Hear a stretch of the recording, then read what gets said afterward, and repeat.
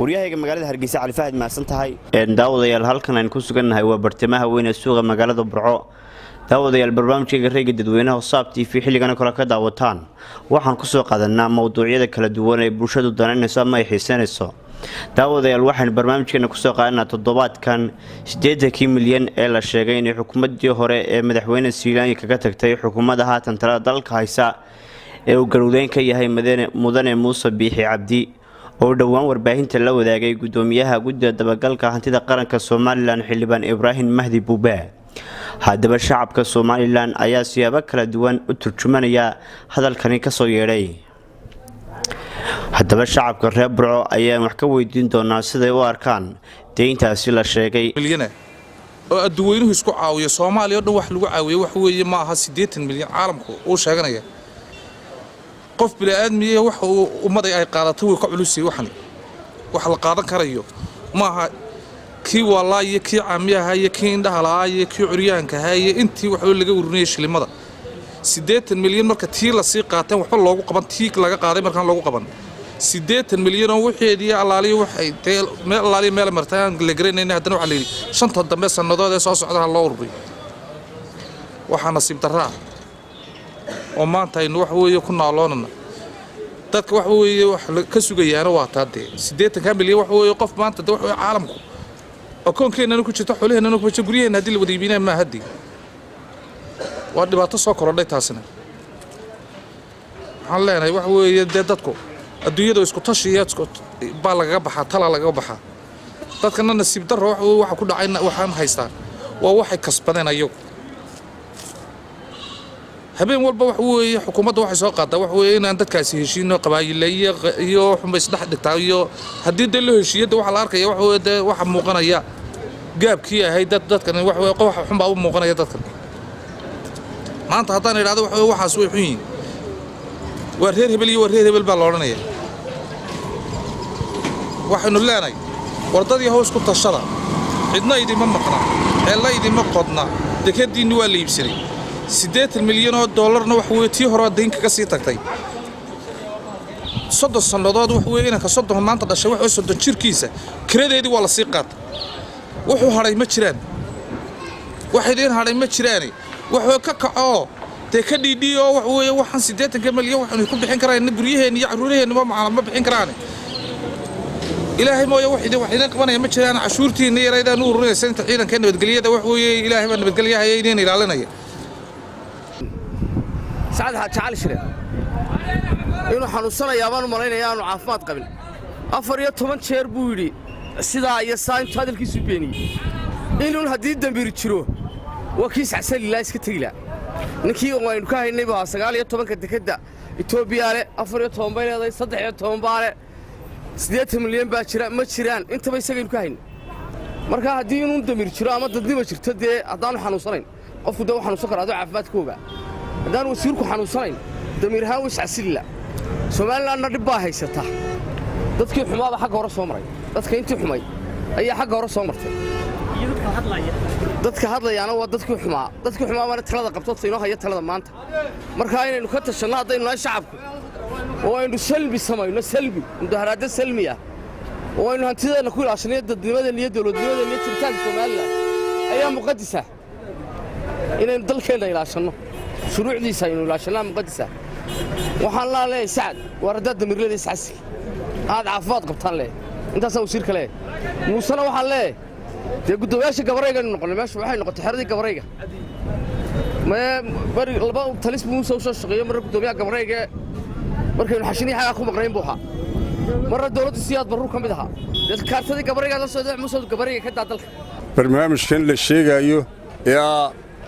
wareejintii deynka ahayd ee 8 milyan lagu tilmaamay lacagtaas oo ah lacag miisaaniyadda marka la eego maanta wadanka de kala badha taas oo la sheegay in dawladdii hore ku wareejisay dawladda dambe ee kulmiye taa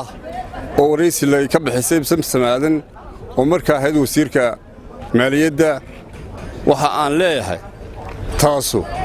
tii haddii ay wax ka jiraan 8 milyan dee ma qaado oo haddii bukurin wax jeebka lagu shubtayba waxaan jirin baa sasamaado ka warwareegtay waxay tii waan cadaynaynaa dabagal baan ku samaynaynaa halkaa waxaan leeyahay hal la caddeeyo dadweynaha ummaddii yacnihii wax lahaydna waxaa jira dad badan oo wax lahaa oo aan maanta waxba la siinin gamboba aan loo tawaabin oo dad waddooyin sameeyey baa jira dad iskuulla sameeyey baa jira dadkaas waxa weeyaan maanta dee haddii wax la wareejiyo wax la siiyeyna ma jirto markaa waxaan leenahay dee wixii wax leena ha la siiyo wixii aanay waxba ka jirinna dee wasiiraddu sidaa u sheegtay dabagalkeeda ha la sameeyo ha loo caddeeyo ummadda qodobka labaad ee lacagta la leeyahay 80 milyan oo dollar ayaa la lunsaday waxaan u arkaa arrin dee bilow ah oo la doonayo in lagu lunsado hantida dawladda laba cisho isku xigtay baa waxaan daawaday nin hadlayo leh 1 milyan iyo badh Soomaaliland ayaa u dhimanaya gaajo iyo macluul maalintii la ku xigtay waxaan daawaday 80 milyan oo dollar ayaa la lunsanaya luusi baan u arkaa marka haddaanu nahay dadweynaha togdheer dadweynaha reer burco waxaanu leenahay muusow doorashadii dib bay u dhacday dhaqaalihiina waad aragtaa dadka wax ka qabo dawladda wax ka qabo wasaaradahana wax ka qabo isku sandhee arrintaana ha loo caddeeyo dadweynaha ha la bayaamiyo inay jirto inaanay jirna ha loo caddeeyo ka sheegayaa lacagtaa la lunsaday ee la soo saaray waa wax iska dhacay bay ahayd oo caadiya hal xalaalina nirin xalaala ma dhasho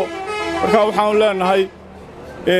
waa musuqmaasuq dadka la boobayan weeye waa wixii dadka lagu boobayey wixii qarsoonaa iyo wixii kalaba qof la daba qaadayana ma jirto marka waa boob ku dar wassalaamu calaykum haddaan ku hadalnay 80 milyan dee waxaan u aragnaa in qoladeeda reer burco tuug xadayey yaa waayo wakiilada Jamaal Xuseen noo sheegay niman baan dhacayo dabeeto markaasay ilaahay waa lacagta tiradeeda aynu idaacadda ka dhageysano idaacaddii markay ka dhageysteen ayay idaacaddu waxay tiri waa lacagta lala baxay waa 20 milyan nimankii tuugtaana way yaabeen waxay 10 milyan baanu haynaa hadda Jamaal Xuseen baa noo sheegay mugtaana ku soo xignay dabeeto nimankii tuugtaan nin kamid ah la hadlay bilayskii waasi waa lacagta lana haynaa nimankii lacagta dhacaano nimankii tuugtaa baanu nahay waxaanu haynaa waa 10 milyan markaa bal 10 milyan nimanka baanka fadhiya kala la weydiiyo marka arrinkaa tuugtu buu la mid yahay waxaan ka hadlayaa arrinta yare inay xukuumadda imika talada haysaa ay hadda ku baraarugtay 80 milyan ee dollar waxaan u sheegayaa in xukuumadda imika baraarugtay ee uu hogaamiyaha ka yahay mudane Muuse Bixi Cabdi leh 80 milyan baan kala wareegnay xukuumaddii hore markii hore xilka lagu wareejinayna aan caddayn in lagu wareejiyay 80 milyan waxaan u arkayaa jahabaabin iyo inay mala awaal ummadda reer Soomaaliland lagu baabiinayo inay hantideeda lagu ciyaarayo inay wax allaaliya wixii hanti ahaa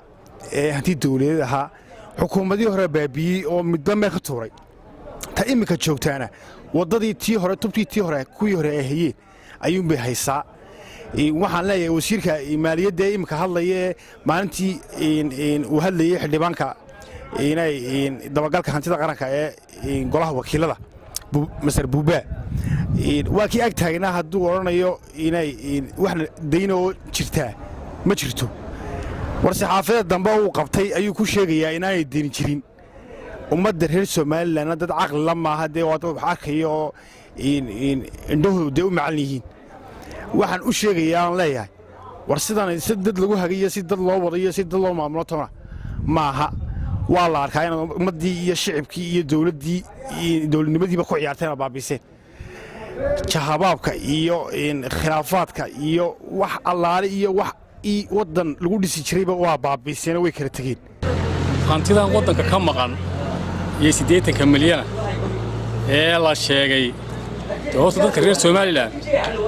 waxay u haystaan oo qaboon kulmiye ama madaxweyne Silaanya ha noqdo ama kanimka jooga ha noqdo shacabka reer Soomaaliland wuxuun bay u haystaan iyagu oo hantidaasi ku baxday arkaan wadiisana wasiirkii Saad Ali Shire maalintii dhawada xildhibaanka soo taagnaayeen arrinkii uu daraato dub u soo bandhigay uu lahaa waxba kama qabno mana jirta arrinkaasi inuu maalintii hore xildhibaanka hor taagnaa inuu ka hadlaaba heedu dadafeeyo laakiin anagu taymka waxaan u aragnaa 80 milyan xukuumaddu ay 3 af kaga jawaabtay imika waxaan u arkaa waa hantida dadka la boobayana ka mid tahay kulmiye horena iyo kan waa good yaabay space bedel garan ma haysan baan kaga jawaabi lahaa waxa weeyaan haddaan ka hadlo raygayga ku aadan adu 80 milyan ee xukuumadda la sheegayo ee ay soo gudbiyeen qolada waxaan ku qolada hanti dhowrku waxa weeyaan waa mid jirtay waxaan leeyahay de kullay adu xukuumaddii hore de siday sheegeen ama de markii xil wareejintu dhicisay amay gudbino may oo dhan waxa jira intaasaa deyn lagu leeyahay ama intaasaa deyna jirtay waxa weey taasna mid la qariyay bay ahayd waxa maqan 80 milyan oo deyna 80 milyan oo deyna lacag yar ma aha waa lacag ay leedahay ummadda Soomaaliland ka miskiinka iyo ka wax haysta iyo ka aan waxba haysan iyo ka ardayga iyo mid waliba 80 milyan way ka dhaxaysaa waxa la yiri xukuumaddii hore iyo xukuumaddan baa isku haysta taa macnaheedu ma aha de laba xukuumadood dhexdoodii in lacag 80 milyan ku lunto madaxweynaha meesha jooga Musabbixi waxaan leeyahay war arrinkaasi xaqiiqa u baad 80 milyan si xaqiiqa u baadho de haddii dad gaar iyo shakhsiyaad ay qaateen 80 milyan madaxweyne ka soo qaad oo ummadda xaq u leh danyarta de maanta abaaray ku jiraan 80 kun de ha loo doono ha loo keeno adiga maanta madaxweynaha wax laga weydiinayay yaan de hebel baa haydiye heblaayay haydiye waxaanu aragnaa farafiiq badan farafiiqa madaxweynaha ka mas'uulahe ummadda xaqeedii ha loo doono cidana isku ceebayn mayso cidana isku caay mayso hada maanta madaxweynaha ummadani waxay leedahay xaq 80 milyan ee madaxweyne ha loo keeno lacagtan la sheegay Soomaaliland la leeyahay 8 milyan oo dollar baa maqan horta 8 bilyan oo dollar dawladda ay ka maqatay oo may dhisateenba 8 bilyan oo dollar qisnada ay ka maqantay deylamaha aniga waxyaabaas waxyaabo boron bagaada bay tahay intaas sidaad waxaan ku soo waafaqnaa barnaamijkii rayga dadweynaha ku soo qaadanay 80 milyan ee xukuumadda Soomaaliland sheegtay inay kala wareegtay xukuumaddii hore Siilaanyo imikana ka wareejiyay wariyaha magaalada Boorama Ali Daahir Wacays